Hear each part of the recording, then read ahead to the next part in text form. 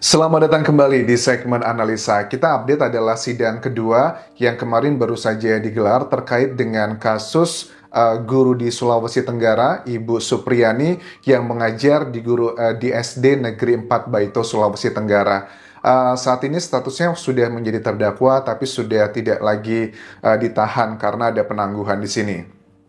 Ada beberapa keterangan terbaru dari beberapa pihak, misalnya Ibu Supriyaninya, kemudian kedua orang tua dari putra inisial D, korban di sini, Fitriana Nur dan juga Aibda Wibowo Hashim, serta ada juga hal yang janggal banget ya. Pada saat aku lihat ada beberapa bukti yang disampaikan dari kepala sekolah SD Negeri 4 Baito. Secara sekilas waktu aku melihat wawancaranya Fitriana Nur dan juga Aibda Wibowo Hashim, aku melihat ini orang tua kasihan gitu ya, sedang mencari keadilan buat putranya. Tetapi mohon maaf banget, dengan seribu hormat beribu-ribu empatiku, ada beberapa keterangan yang di sini kok nggak masuk akal. Kita ngomongnya sesuai saintifik lah, data ilmiah. Karena usia 7 tahun itu kan tidak serta-merta dikatakan bahwa apa yang keluar dari dia adalah kebenaran. Bisa aja itu adalah imajinasi atau menutupi sesuatu hal karena takut. Kan seperti kalian tahu, kejadian awalnya itu adalah di 24 April 2024. Itu di mana Ibu Supriyani mengajar, tapi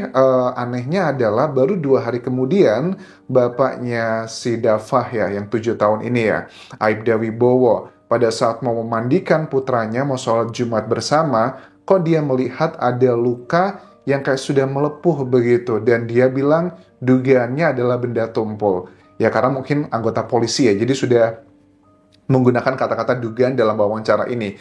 Dan sebelum, bukan cuma sekedar ditemukan gak sengaja gitu, karena ada leading dari ibunya, Fitriana Nur, yang bilang bahwa, "Pah, coba lihat itu anakmu, ada yang mukul," katanya. Jadi ibunya tuh udah berpikir bahwa ini ada sesuatu hal yang nggak wajar gitu. Oke, kita sudah bahas lah untuk bagian tersebut mengenai foto visumnya. Di sini juga ditunjukkan dari Supriyani pada saat menunjukkan di sekolah tempat dia mengajar, di kelasnya, itu kan ada sapu ijuk atau sapu apa gitu yang buat nyapu lantai kan ya. Nah, itu adalah salah satu jenis yang dipakai untuk memukul Dava saat itu. Padahal menurut Ibu Supriyani, di tanggal 24 April itu ya dia tidak mengajar di sana gitu. Dia memang bersebelahan doang kelasnya, karena Ibu Supriyani ngajarnya di kelas 1B dan Dava itu berada di kelas 1A.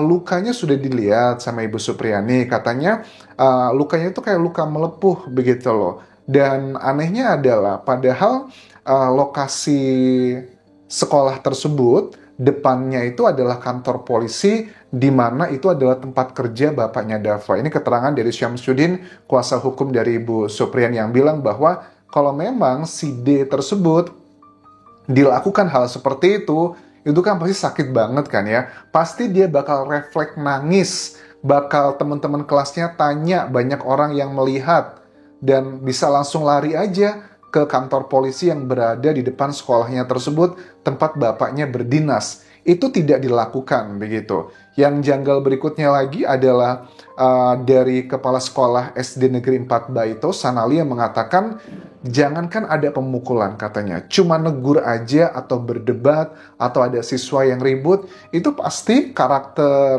sekolahnya itu orang pasti bakal kepo, bakal ngeliat, wih ada apa ini. Tapi sama sekali tidak ada kejadian apapun di tanggal 24 April 2024 tersebut gitu. Bahkan saya sempat ngobrol, saya tanyakan kepada 2 siswa yang menjadi saksi yang memberatkan Supriyani di sini. Kan ada 7 saksi yang disampaikan di sini.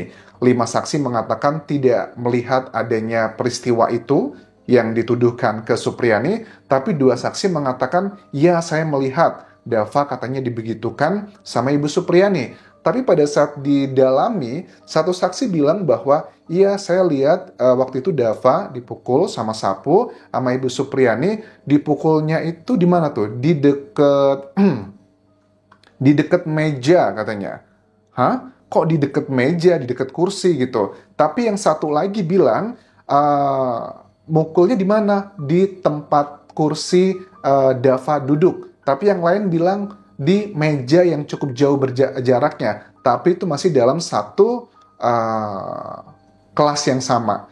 Ini adalah indikasi adanya kebohongan, karena kalau orang yang berkata jujur, apalagi masih usia seperti itu, pasti biasanya akan mengatakan dengan detail gitu loh. Ada bagian-bagian detail. Oh, saya ngelihatnya di meja itu, apalagi kan ruang lingkupnya kecil ya, kecuali kalau kayak di kasusnya Vina Eki, yang itu kondisinya jaraknya jauh, naik motor dari warung ke lokasi tempat nongkrong, itu kan jaraknya jauh, puluhan meter. Tapi kan kalau cuma di ruang kelas, di daerah seperti itu, aku yakin bukan kelas yang besar banget. Jadi aneh kalau dua saksi memberatkan Ibu Supriani, tapi menunjukkan lokasinya di mana dipukulnya berbeda. Yang satu di tempat duduknya Dava, satunya lagi di meja yang cukup jauh jaraknya dari lokasi itu. Dan dikatakan juga alasan kan waktu Fitriana Nur, ibunda dari Dava ini kan nanya, kamu kenapa kok dipukul sama Ibu Supriani? Alasannya katanya karena saya nggak menyelesaikan tulisan.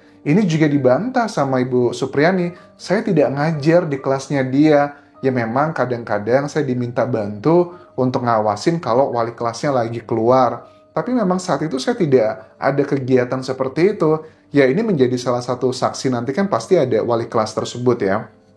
Apakah benar di tanggal kejadian tersebut meminta tolong Ibu Supriani untuk mengawasi? Dan kalau cuma sekedar mengawasi, apakah Ibu Supriani juga memerintahkan untuk mengerjakan sebuah tugas seperti ini?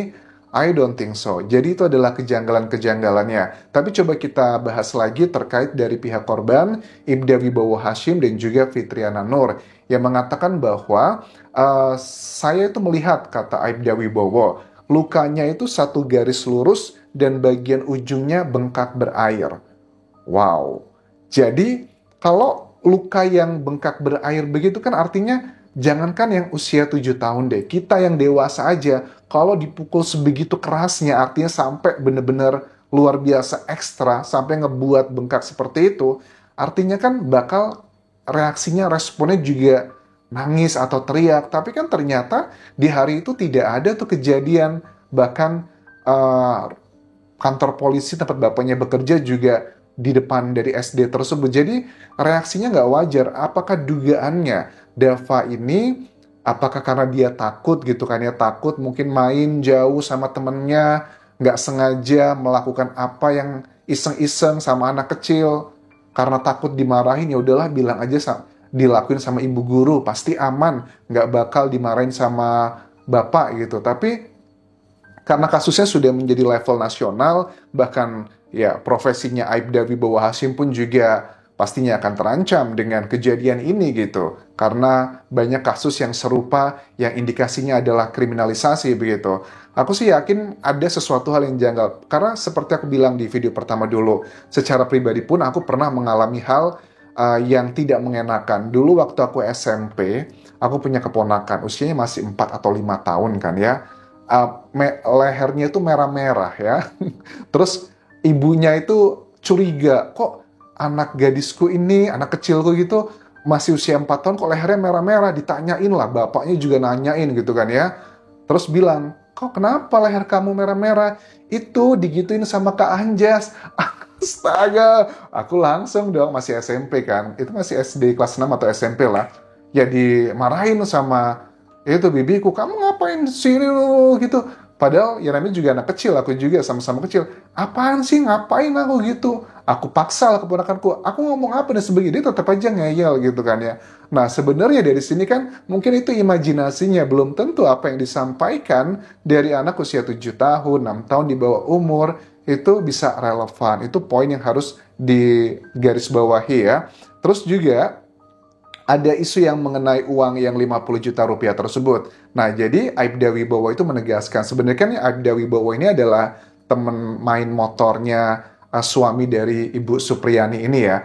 Waktu sudah mediasi yang kelima kali bersama kepala desa, pada saat datang ke rumahnya diakui ada amplop yang disodorkan ke orang tuanya dari Dava ini. Dia bilang, ini apa gitu, saya nggak tahu amplop itu isinya apa, tapi dugaannya adalah uang gitu kan ya. biar damai gitu. Saya nggak mau gitu, bahkan dia bilang marah-marah gitu. Sebagai manusia, kata ibunya Dava, Fitriana, saya memaafkan, tapi tetap harus prosesnya berjalan. Ya, pada saat mereka menyodorkan amplop tersebut, kami itu marah sebenarnya. Terutama bapaknya, kata Fitriana Wibowo, bilangnya Aibda Wibowo, ini kenapa kok sampai seperti itu? Bukan ini yang kami minta gitu loh. Terus apa dong yang diminta? Padahal jelas-jelas ada keterangan dari kepala desanya, awalnya memang betul yang inisiatif menyodorkan uang tersebut harus kita akui itu adalah dari pihaknya suami Ibu Supriyani yang dikatakan oleh kepala desa. Tetapi kemudian ada oknum-oknum yang bermain di situ, kesannya adalah sebagai perantara, nggak bisa kalau cuma 10 juta gitu kan ya awalnya. Kemudian dinego lagi 20 juta ya boleh ya, nggak bisa gitu. Akhirnya sampai pada final atau keputusannya mintanya 50 juta. Ya sudah, katanya nggak punya uang, kalau segitu diproses aja deh kalau begitu katanya. Tapi kan ini semua dibantah, bahkan dari pihak kepolisiannya pun pada saat diwawancara di TV One itu memberikan statement ya, misalnya kalau aku baca di sini ada salah satu hal yang disampaikan bahwa ini dari siapa nih? Dari AKBP Febri ya, Kapolres setempat di sana. AKBP Febri Kapolres Konsel 2024.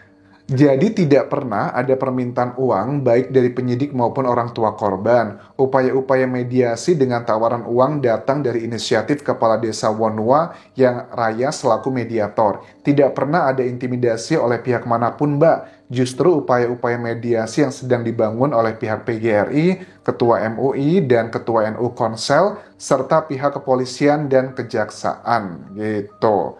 Jadi mereka membantah semuanya, tapi ya sudah, kita kan sudah lihat keterangannya, ya sudah juga masuk dalam persidangan, kita lihat nanti ke depannya seperti apa. Tapi jujur secara hati nurani dan logikaku ada yang tidak pas sih di sini. Yang tidak pas adalah mengenai lukanya. Kalau memang cuma dipukul sekali, tapi kok seperti itu artinya sekuat apa dan tidak ada orang yang tahu, kan aneh gitu loh. Reaksinya tuh aneh. Namanya di daerah kali ya. Jangankan dipukul gitu. Kalau cuma sekedar ribut aja orang udah pada rame kumpul. Apalagi yang sebegitu hebohnya.